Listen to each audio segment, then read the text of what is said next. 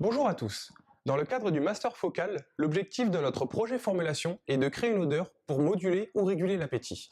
Nous avons eu la chance de pouvoir travailler en partenariat avec des psychiatres et sophrologues dans le domaine des troubles du comportement alimentaire. Au travers de notre travail, nous espérons pouvoir améliorer les quotidiens de ces personnes. Mais comment marche le système olfactif? Les molécules odorantes en suspension dans l'air pénètrent dans le nez lors d'une aspiration et se dirigent vers le bulbe olfactif. Dans la partie supérieure de la cavité nasale, les molécules odorantes vont se solubiliser dans le mucus pour ensuite entrer en contact avec les cils des neurones olfactifs.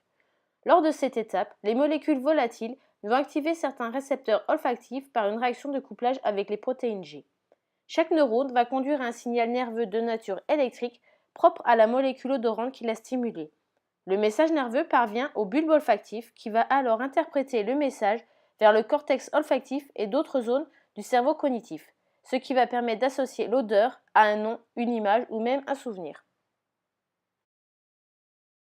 Une huile essentielle est un produit liquide odorant de composition complexe obtenu à partir d'une matière végétale par entraînement à la vapeur d'eau ou par distillation sèche.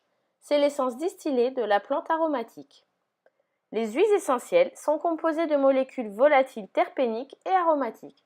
Elles peuvent avoir un effet thérapeutique sur la santé au quotidien. L'objectif du projet est d'impacter l'appétit, la satiété et le bien-être grâce à celles-ci. Voici quelques huiles essentielles que nous avons sélectionnées et utilisées pour notre projet. L'huile essentielle de bergamote pour ses propriétés calmantes, sédatives, apaisantes et qui combat la nervosité.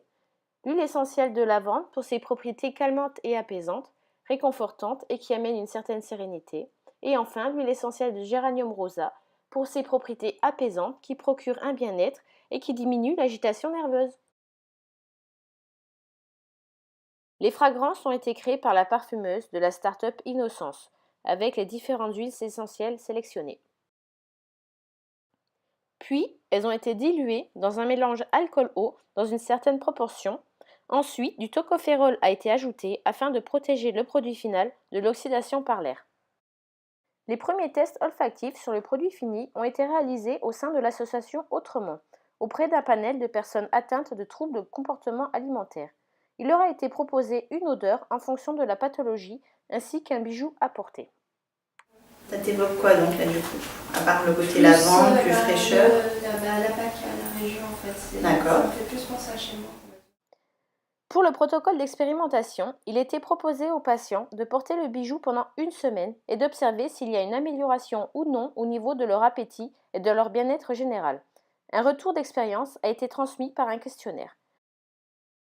Ainsi, nous espérons pouvoir améliorer le quotidien de ces personnes afin qu'elles puissent retrouver le chemin de la sérénité.